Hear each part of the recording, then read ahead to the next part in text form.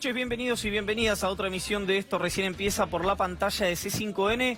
En un día francamente muy convulsionado por ser el día después de la resolución del Ministerio de Seguridad con el que el gobierno hizo win-win, consolida una parte muy importante de su electorado y corre la agenda de lo que fue una erosión económica, o en realidad se cristalizó la crisis que atraviesa la economía argentina después del G20. Darío Gani, buenas noches, ¿cómo le va? Buenas noches, Iván Jagroski, buenas noches a todos del otro lado. Hoy está acá Aníbal Fernández, vamos a hablar de este tema, pero vamos a hablar también del G20, lo que dejó, en realidad lo que no dejó. Se esperaban otros datos de la economía y tuvimos una semana muy complicada, pero aparte van a venir datos que van a mostrar una caída importante en el empleo. Lo vamos a charlar en un ratito porque el gobierno tuvo un maquillaje importante de la imagen pública con este grupo de los 20 y con estos líderes mundiales que visitaron Argentina. Así es, en instantes vamos a estar hablando, como decía Darío, con Aníbal Domingo Fernández. En el graph no está, pero es una pregunta la que nos hacemos.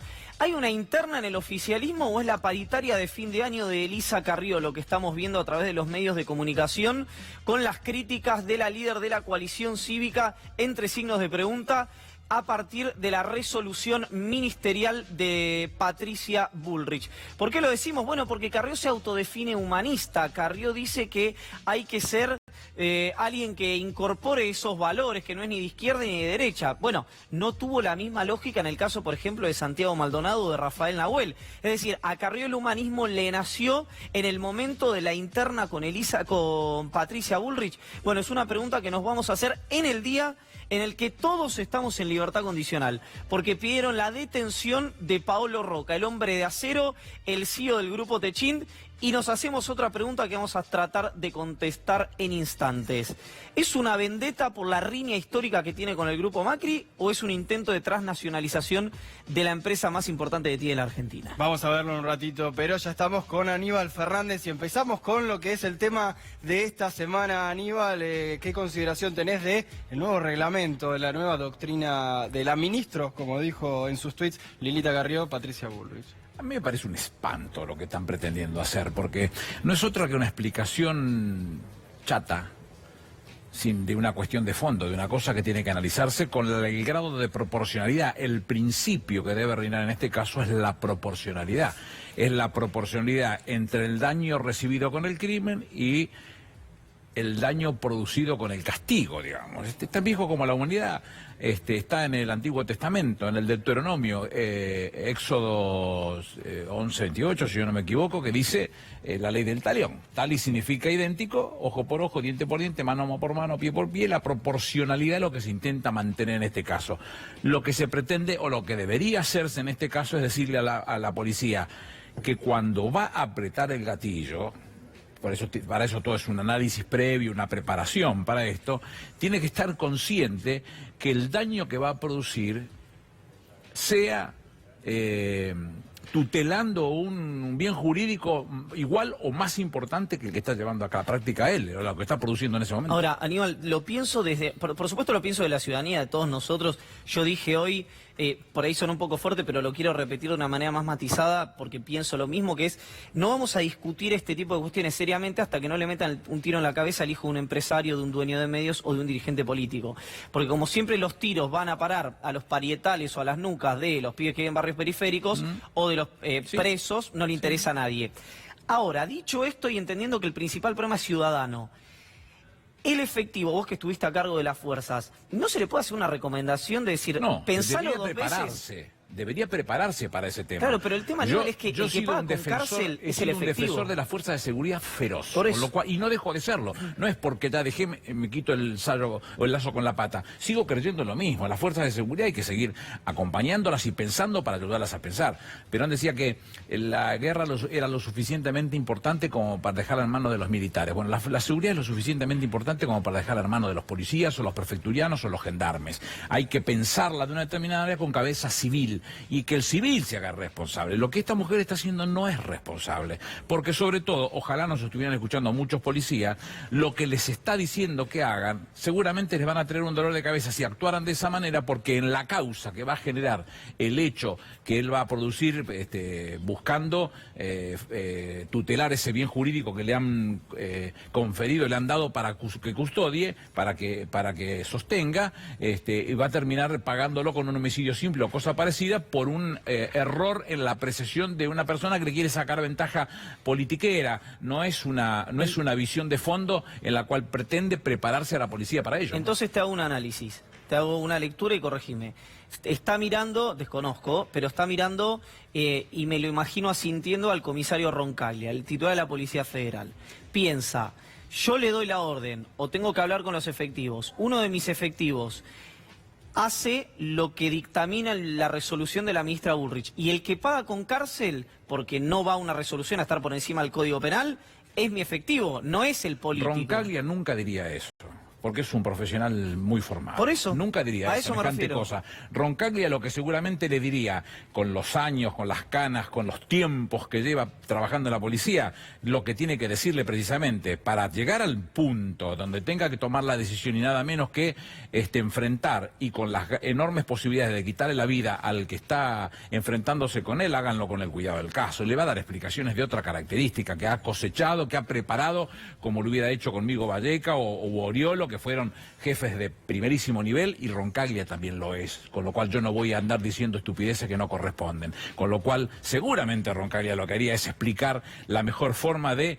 cuidarse a sí mismo y cuidar la vida, los bienes y la libertad de los ciudadanos. Lo explicaría mejor, no es esa porquería. Claro, claro.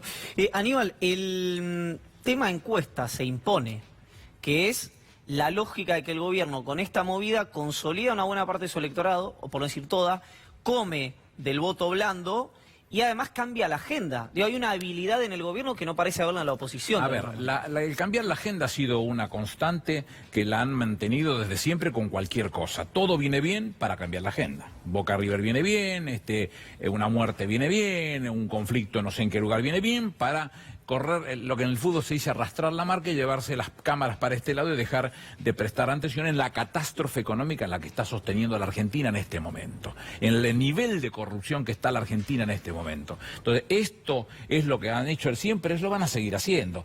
Lo que yo tengo que apostar fuertemente es a creer que el pueblo argentino ya no se come más esa porquería que le están vendiendo. El G20, que es un hecho que no criticado, lo reivindico, nació en el 2008 después de la caída de Lehman Brothers, uno de los 4 bancos más importantes de Estados Unidos, 158 años de vida. Había una razón para analizar todo lo que significaron las hipotecas subprime. Había que resolverlo. Buscó los 19 países más importantes. Esos 19 representan el 80% del producto global, el 75% del comercio internacional, el 66% de la población. ¿Había una forma de sentar al mundo a la mesa? Sí. Más o menos se logra con eso. No se logra en los 2 días que pasaron entre el 30 y el 1, se logró durante mucho tiempo. Ahora, con dolores de cabeza que todavía vamos a tenerlo por mucho tiempo. El dolor de cabeza con el presidente Trump, que seguramente dijo lo que dijo, porque cuando uno lee el informe en inglés dice con predatory Chinese economic activity. Ese ya nos trajo un dolor con el presidente Trump porque pues lo desmintieron, con lo cual la bronca se la mostró inmediatamente, no la dejó pasar, pero también nos trajo dolores con China. Con China son 3 los dolores de cabeza que estamos teniendo. El primero es llamar depredadora. Nadie llamó a la economía de los Estados Unidos depredadora jamás, porque sería incorrecto. Ni en el año 2005, en la cumbre en la Argentina, se llamó de semejante manera. Tampoco se lo merece China. Segundo, al presidente Xi Jinping lo va a buscar, y no lo digo para bardearlo a Gerardo, pero lo va a buscar Morales, que es un dirigente de tercera línea. Eso toman nota los chinos. toman cuenta de ese tipo de cosas porque se aprecian o se quita el aprecio. Y el tercer lugar es cuando la banda de Patricio, no le dejen a un Patricio que sea el que tenga que resolver ese tema, cuando baja un señor del avión y que él supone que es Xi Jinping y empieza a tocar la banda. Y la realidad, tuvo que bajar ese señor, bajaron otros señores y cuando Xi Jinping prácticamente estaba delante de la banda empiezan a tocar. Con la grosería, esa pelotudez argentinesca en la cual se dice son los orientales son todos iguales. Bueno, yo te voy a dar vuelta a la taba. Seguramente para los orientales, los occidentales somos todos iguales también. Y jamás a un presidente argentino se le faltó respeto de semejante manera en China. Entonces, esas cosas son las que se guardan en los foil. Nunca se van de los foil. Se puede hacer como que no están, pero están siempre. Están, claro. Siempre están. Vamos a hablar de uno de los temas del día que tiene que ver con... Como decimos siempre que en un lodo todos manoseados, y en instante lo conversamos con Aníbal Fernández, desde el cruce Carrió-Bullrich hasta el pedido de detención de Pablo Roca.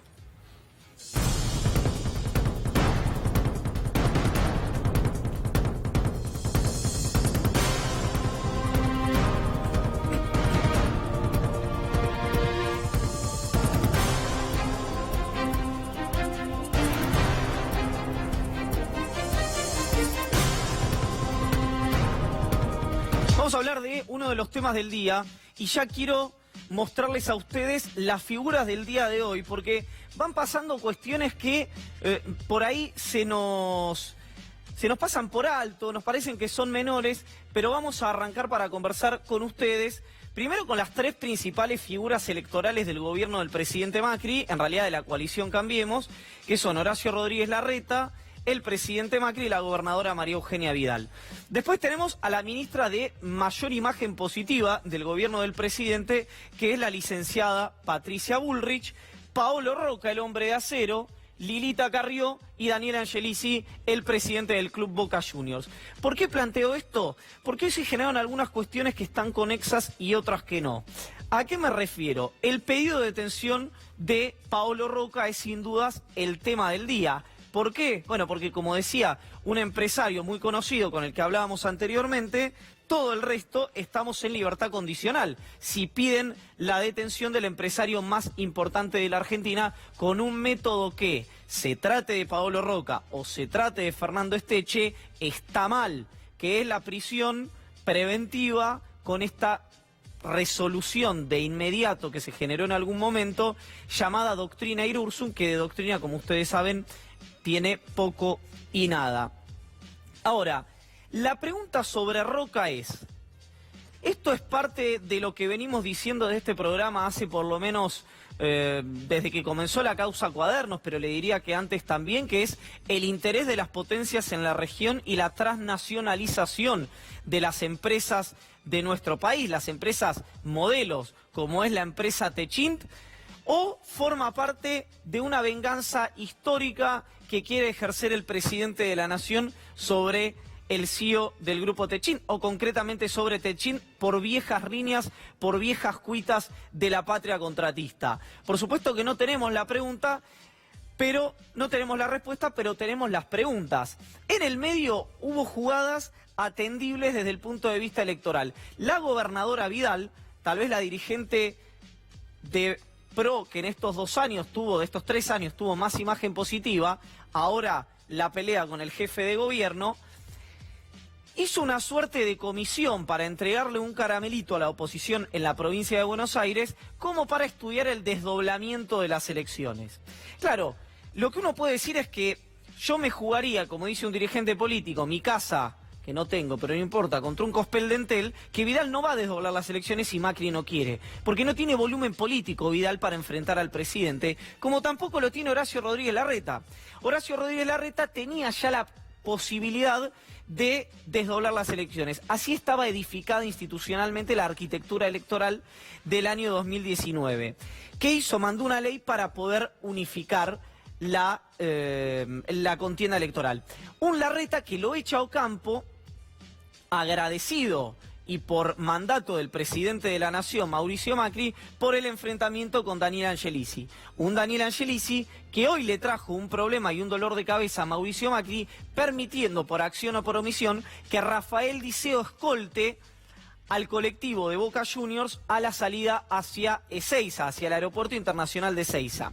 ¿Por qué planteo esto y por qué digo que es un problema? Bueno, porque el presidente de la Nación había dicho que necesitaba enterarse de algo que pasaba en los clubes, que era la existencia de barras bravas. Acá tenemos un problema, porque nadie puede dudar de la inteligencia o de la sagacidad del presidente de la Nación en virtud del recorrido que ha tenido, pero convive hace 25 años Boca Juniors con Rafael Diceo. Imagínese si el presidente no entiende algo que lo tiene como protagonista hace 25 años, ¿qué puede saber Macri de la pobreza o de pasar privaciones? Bueno, francamente uno entiende que muy poco. Y Elisa Carrió como el último factotum de la crisis en el oficialismo. La duda es si Lilita, acá con nosotros, lo que está haciendo es manifestando un enojo genuino en virtud de algunas cuestiones que han ocurrido. Por ejemplo, hoy Miguel Pichetto fue electo para el comité de acusamiento, el acusatorio en el Consejo de la Magistratura. Uno imagina el enojo de la doctora Carrió por este tema. Daniel Angelici no cesa en su protagonismo, no solamente del Poder Judicial, sino en la mesa y en el oído del presidente de la Nación. Y Carrió hace la paritaria de fin de año. La duda en este sentido es: ¿Carrió está haciendo efectivamente la paritaria de fin de año o hay una crisis acumulada en el gobierno nacional que se va a presentar de manera más diáfana el año que viene? Si tuviera que apostar, caballeros y damas del otro lado, yo le diría que Carrió no tiene ningún lugar a donde fugar electoralmente y que se va a quedar con el presidente haciendo lo que mejor hace, que es creándole el corralito opositor. Bullrich saca la resolución, Carrió la critica. No hay lugar para que ingrese ninguna de las fuerzas opositoras a tratar de comer alguno de, a lo mejor, desencantos electorales de esto. Pero vamos muy rápido a ver cuáles fueron, porque los empresarios han temido tanto al efecto Cristina que se olvidaron del efecto Macri. Esto es lo que perdió hoy el grupo Techin, concretamente Ternium y Tenaris. 1.300 millones de dólares, más algunas demandas ante la SEC que han presentado, bueno, los socios capitalistas, por supuesto, de Techin, que les gusta el retorno, en el mejor de los sentidos, el retorno de las inversiones me refiero. Y acá tenemos desagregado. Tenaris perdió 472 millones de dólares y Ternium perdió 835 millones de dólares. Los valores de 14.000 y de 67.000 millones cada uno. Las pérdidas totales alcanzaron 1.307 millones de dólares solamente en el día de hoy. La pregunta es: ¿cómo va a crecer la Argentina en los próximos años? Ya olvídese de Macri, olvídese de la elección del año que viene, con la principal empresa del país hackeada por denuncias de corrupción, francamente, no solo de dudoso origen, sino de dudosa legitimidad en cuanto al proceso, por las diferencias en las que se están tratando a los empresarios y a los dirigentes políticos. ¿Cómo va a crecer la Argentina con los vencimientos 2019-2023 de 115.000 millones de dólares y con un mercado cerrado, motivo por el cual el gobierno accedió al Fondo Monetario Internacional? La duda entonces que nos queda, por supuesto que todas estas que hemos dado son muy malas noticias, es si el factor Carrió forma parte de algo pensado o no pensado, pero que le sirva al gobierno, o si está por estallar realmente una crisis dentro de la administración Cambiemos. Y seguimos con Aníbal Fernández. Aníbal, ¿le crees a la interna Carrió-Bullrich? Me llamaba la atención la letra de Cambalache que ustedes eligieron de Discépolo. Después en el mismo lado de todos manos se dice: o resulta que lo mismo hay derecho que traidor, ignorante, sabio o chorro, pretencioso o estafador. La verdad que estamos en presencia de una cosa más o menos parecida, porque cualquiera de las acciones que se están llevando a la práctica en beneficio del pueblo argentino, ninguna es positiva, no hay una sola. Si tuvieran que salir y decir: mira, esto nosotros planté una semilla y salió un perejil, qué sé yo, acá está, tengo algo, no sé, nada, no hay nada. Entonces, uno lo que mira, de todo lo que se puede observar de los últimos tiempos, de lo que está desarrollándose, yo me inclino mucho más por la transnacionalización que lo está viendo Brasil en este momento, con sus empresas constructoras, donde la mayoría están siendo compradas por capitales norteamericanos. En la situación que nos encontramos con China y en la discusión respecto del tema petrolero, va de suyo que una empresa que fabrique caños sin costura, específicamente para petróleo, van a tener un valor superlativo, una plusvalía para los Estados Unidos que no la tiene para otros países, con lo cual mi duda y mi preocupación es muy grande en ese sentido, y seguramente en el resto, porque la explicación que decían ustedes, tanto Esteche como Roca, los dos no se merecen ser víctimas de lo que está sucediendo con las prisiones preventivas, pero la verdad es que estamos en presencia de una cosa desquiciada, en donde no se sabe quiénes son los que están actuando y cuál es el beneficio que se quieren llevar. Bertuzzi y Bruglia son los dos jueces, para que quede claro, que tienen que definir el pedido de Rívolo y si eventualmente y de Stornelli. entre ellos no se pusieran de acuerdo, Irursun. Exactamente. Se incorpora como tercera pata. Por favor, que se entienda esto, lo digo desde el punto de vista periodístico, pero me imagino que para Roca esto no debe ser nada divertido, pero sería divertido en términos jurídicos o políticos o periodísticos que Bruglia y Bertuzzi no se pusieran de acuerdo y que tuviera que definir Irursun ante una figura del calibre político y económico de Pablo Roca, a ver si sigue la misma lógica que siguió con el resto de los empresarios y los dirigentes políticos de este país. No lo sé decir.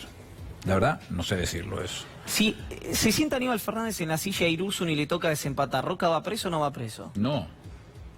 Tampoco estarían presos los que están presos en este momento por antojo de algunos de los jueces. No tendrían que estar presos.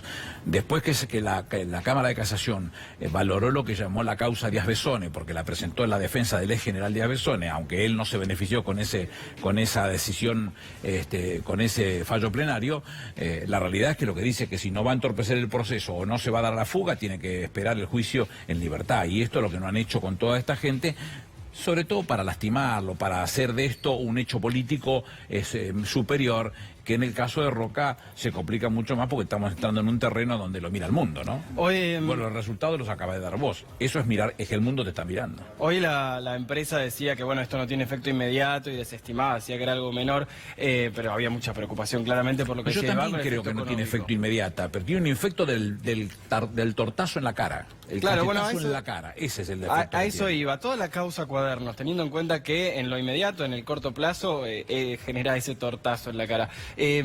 ¿Benefician todos al mismo sector? ¿Al mismo y que pareciera ser que sí, porque no hay una relación criteriosa y responsable respecto del tema. Primero que los cuadernos no existen, son fotocopias de fotocopia. ¿Dónde eso existió? No se sabe.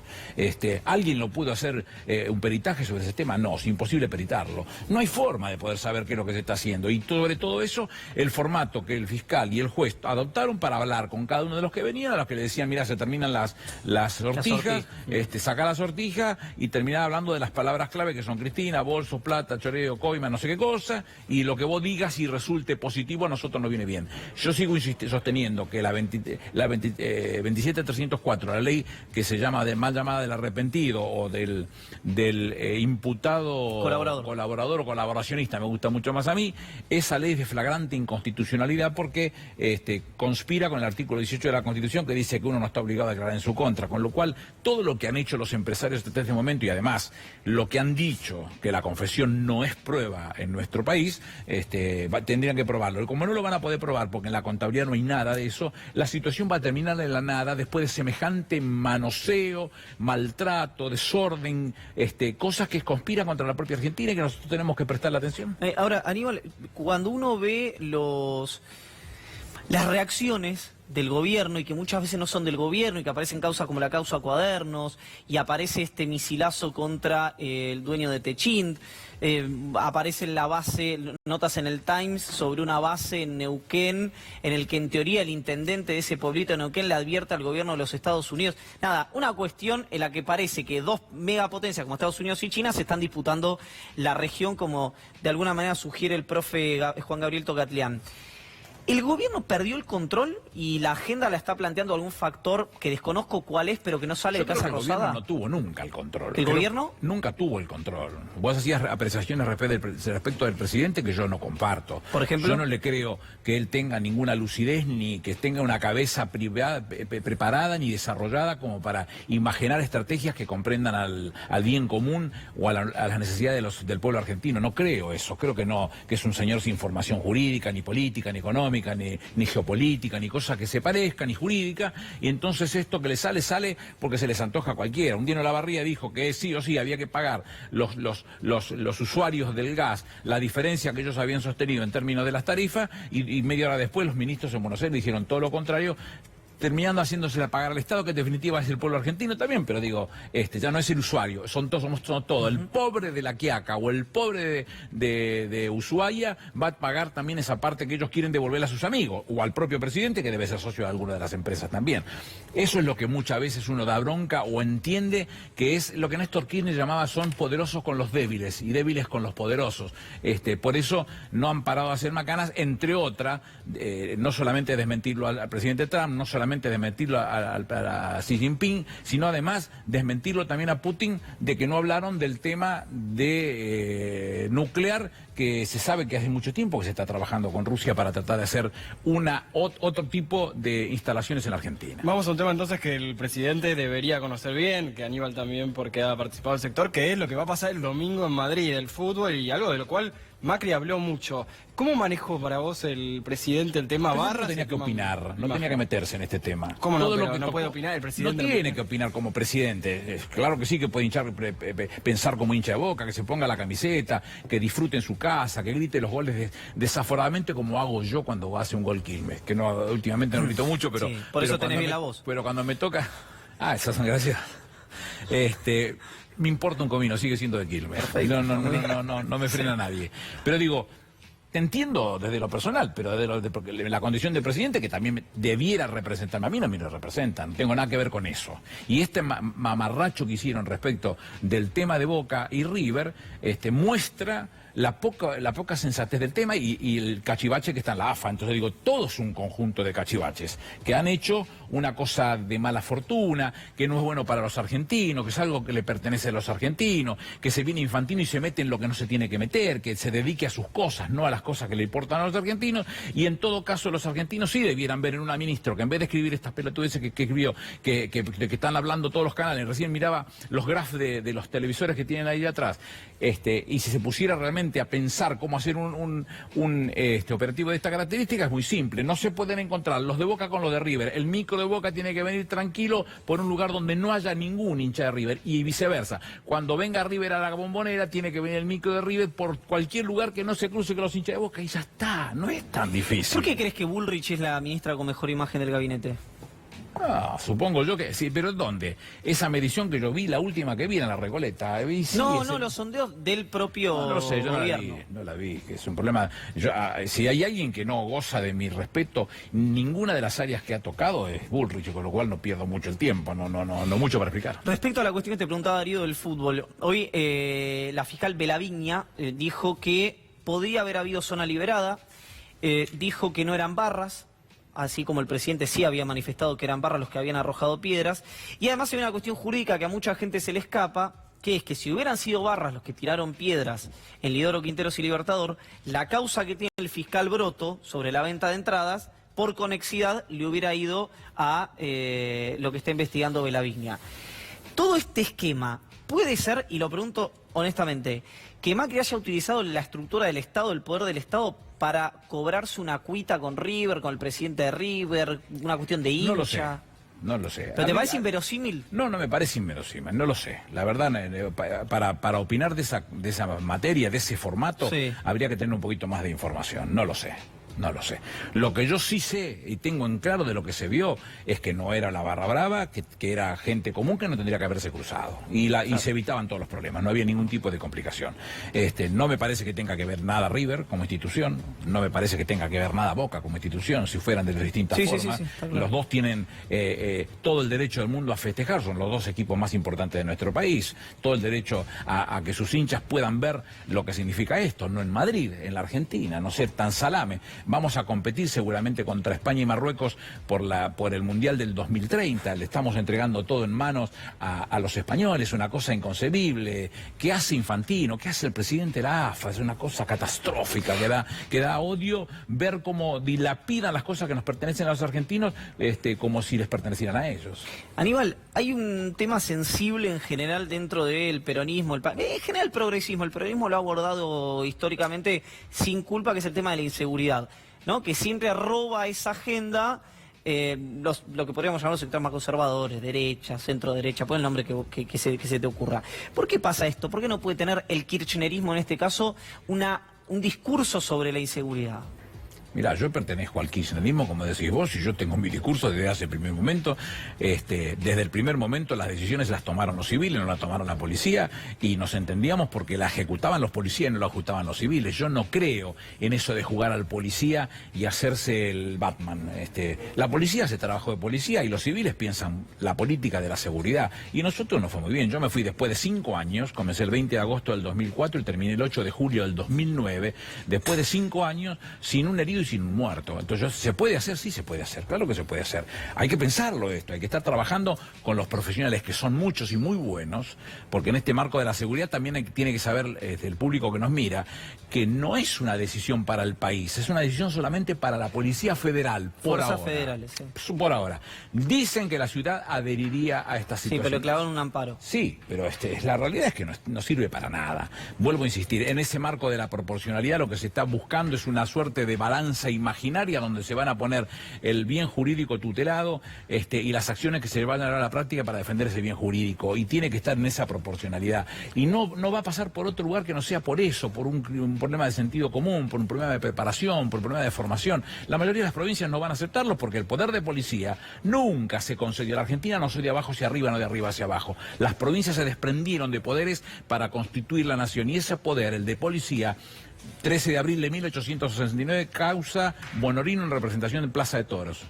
Es un hecho y un principio de derecho constitucional que el poder de policía local pertenece a los gobiernos locales. No puede opinar ni Bullrich, ni de la ciudad, ni de la provincia, ni de ninguna de las provincias. Entonces, todo lo que está mostrando es una cosa así chiquitita para tratar encima de querer ponerse por encima de la Policía Federal, que de todas debe ser la mejor formada, con más criterio, ¿no? Bien, hablábamos antes del G20, pero ¿qué es lo que dejó? Y vamos a ver cómo impacta en la economía lo que dejó el G20 y el crecimiento de Cristina. Vamos a ver.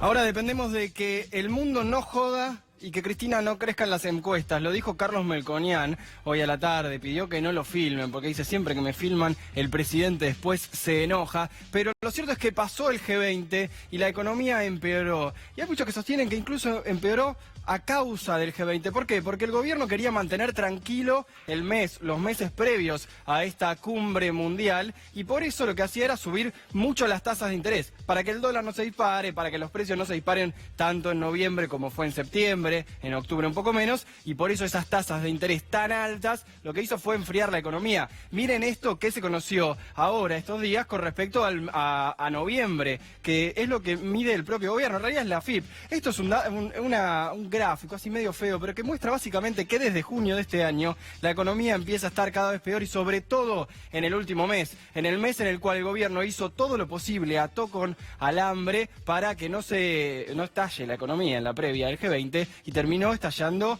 la industria, terminó estallando la recaudación, terminó estallando la actividad económica, y por eso es que incluso el G20 terminó siendo peor, al menos para estos próximos días del el G20. ¿Saben cuánto empieza a impactar? ¿Dónde empieza a impactar fuerte? Claro, en la industria, en la que genera empleos, que ya venía muy mal. Miren a octubre cómo había caído el registro de los empleados, de los trabajadores en esta Argentina. Fíjense, según el CETIR, que trabaja con la Universidad de San Martín, de septiembre a septiembre, pero se conoció en octubre, 123, en realidad el dato se conoció hoy, esto es exclusivo, pero digo, lo terminaron de dar en octubre, 123.000 empleos registrados menos, lo mal llamado empleo en blanco. ¿Por qué? Porque se estima que esto es 1/3 de lo que en realidad se perdió por los mal llamados empleos en negro, por los empleos informales. Eso en el último año, y eso que la caída de la industria, la caída del sector que da laburo empieza recién ahora. ¿Por qué? Estas tasas de interés hicieron que muchas empresas no puedan seguir y que muchas empresas tengan que cerrar o al menos empezar a echar gente. Ahora, el sábado a la noche se dio esta tregua, esta cena entre los dos líderes mundiales, Donald Trump y Xi Jinping, donde dijeron que, bueno, que básicamente durante 90 días no van a Estados Unidos subir aranceles y China no va a vender tanto, es medio extenso esa parte, pero para que se den una idea, los bonistas o los inversores de Estados Unidos, o que ponen plata en Estados Unidos, consideran que la economía en el largo plazo de Estados Unidos va a estar bien porque siempre está bien, pero que en el corto plazo dudan incluso de la palabra de su presidente, aunque sea un poquitito. Ahora, si dudan un poquitito de la palabra del presidente o de cómo eso va a impactar en Estados Unidos, en Argentina dudan mucho más. Fíjense esto. Y a mí no me gusta ponerme tan técnico ni tanto gráfico, pero en este caso vale la pena. Todo esto que vemos abajo es cuánto o cómo se modifican los bonos de los otros países de la región. De hecho, vemos ahí Colombia, vemos a México, vemos a Brasil. Con todo esto que estuvo pasando con el G20, esto no se modificó. Eso quiere decir que los inversores del mundo consideran que de acá a los próximos años la economía de esos países, que son los de la región, va a estar más o menos estable, un poco más, un poco menos. Ahora, fíjense lo que piensan de Argentina. Más alto es peor, porque quiere decir que pagamos más. Fíjense lo que piensan, que a partir de ahora Argentina va a estar cada vez peor, sobre todo desde el año 2020, cuando caen todos los intereses de deuda que tenemos que pagar los argentinos y donde aparte no consideran que Argentina vaya a tener espalda suficiente para poder soportar todo eso que hay que pagar a partir de ahí. Es por eso que todo lo que pasó alrededor del G20 impactó fuerte en la economía local, porque se ató con alambre durante 2-3 meses, con una tasa de interés muy alta que terminó explotando ahora, y también cómo impactó esa reunión entre Xi Jinping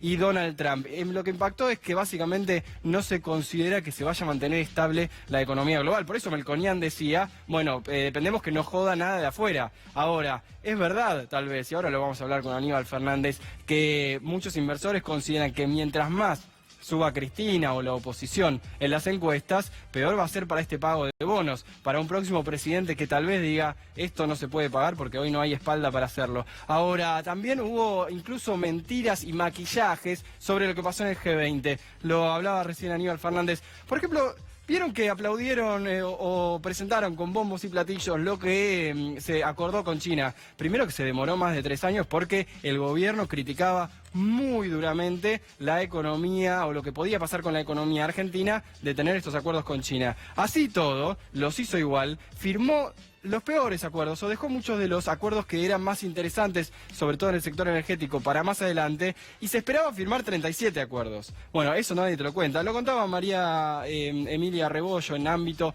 hoy, y lo tomamos porque solamente se firmaron 30 acuerdos. Esto es lo que aplaudía el gobierno, pero los más importantes quedaron afuera. ¿Y saben qué sectores a partir de ahora, a partir del G20 y cómo Bolsonaro puso a Brasil de un lado de los que no quieren que el Mercosur o que el multilateralismo sea muy pujante, o también incluso con lo que pasó con China y Brasil? ¿Saben cuáles son los sectores más golpeados? Decíamos los industriales, pero hay algunos que particularmente van a tener un 2019 muy pero muy complicado, mucho más complicado de lo que tuvieron hasta ahora. Fíjense, sectores que ya conocemos, textil y calzado, son dos sectores junto a automotriz que, si el Mercosur o si la relación con Brasil no mejora, van a estar en su peor momento en muchas décadas, y metalmecánica también. A partir de ahora vamos a ver distintas actividades, distintas industrias que van a decir y que van a sostener que el 2019 puede haber sido el peor de sus años, sobre todo en el tema empleo, pero eso todavía no empezó tan fuerte como hasta ahora. Se perdieron más de 130.000 puestos de trabajo registrados en un año. Este verano puede ser muy complicado.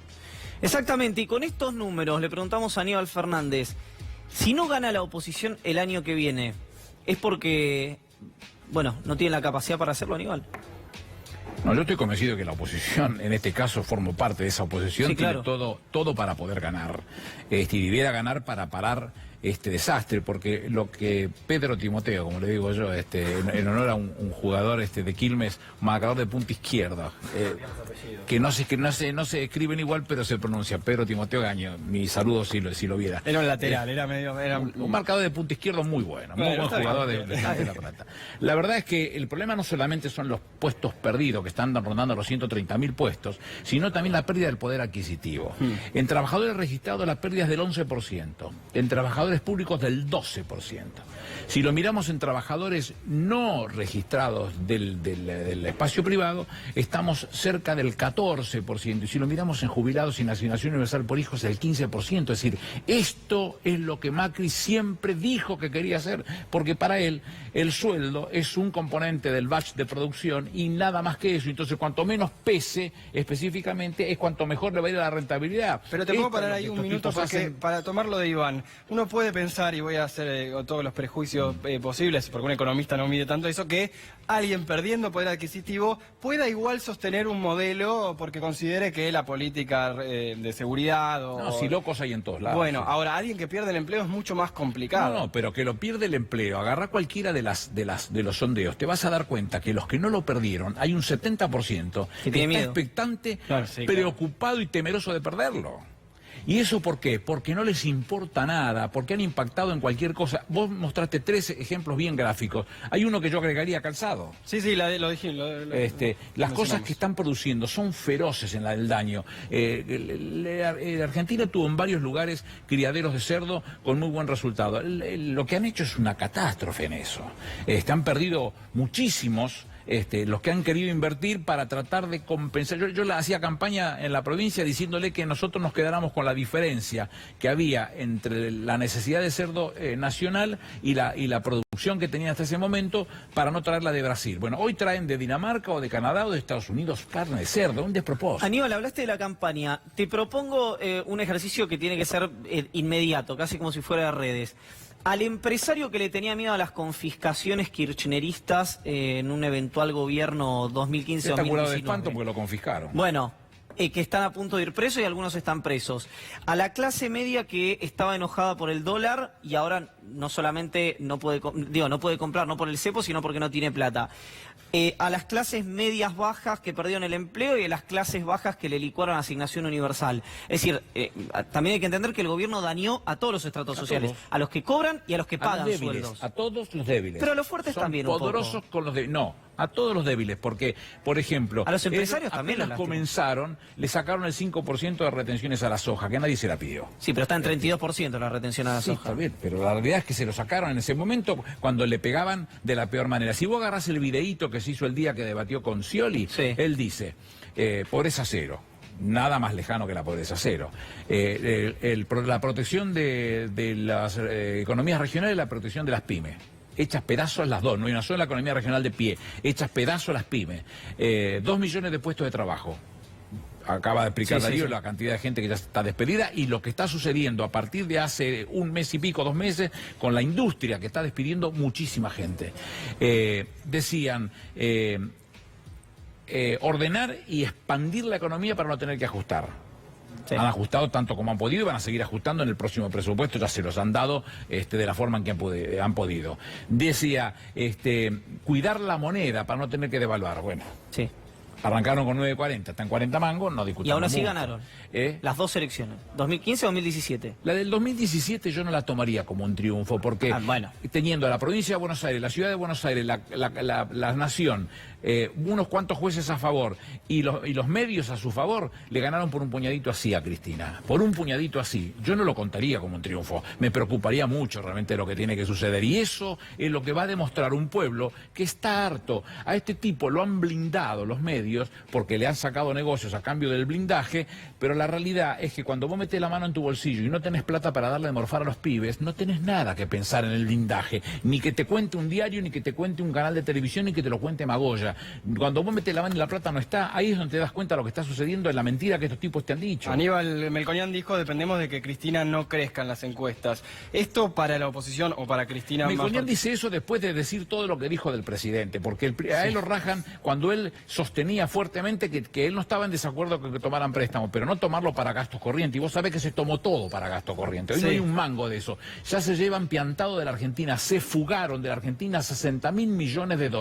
¿Me podés explicar con qué se va a afrontar eso entre el 20 y el 23, que tenés todos los vencimientos? Que lo explique Duhovne. Pero yo digo, para la oposición, si se da por ganadora Cristina o la oposición... No, acá no ganó nadie. No, pero hablo de la campaña. Hay que ponerse a pelear mucho para ganar. Yo sé, pero digo, si no en hay la que dar campaña por sentado nada. acá no hay que proponerse nada, que nada será fácil, está todo muy difícil, pero quiero decirte, quiero creer que hay un pueblo que está razonando y que está pensando y que se da cuenta. ¿Es un problema, Cristina, para la oposición o es una solución? No sé, si yo no pienso en la oposición, yo pienso en el peronismo para que el peronismo resuelva el problema del pueblo argentino. No me preocupa lo que piensa la oposición, es un problema de ellos. Me preocupan esas cosas que son absurdamente expuestas, como la corrupción en la que este gobierno se maneja, como el despilfarro que hay en determinadas horas en la ciudad de Buenos Aires, donde lo de Calcaterra es obsceno, lo obsceno de Santiago Riva, que es el que hace casi todas las obras de la ciudad de Buenos Aires. Es obsceno todo ese tipo de cosas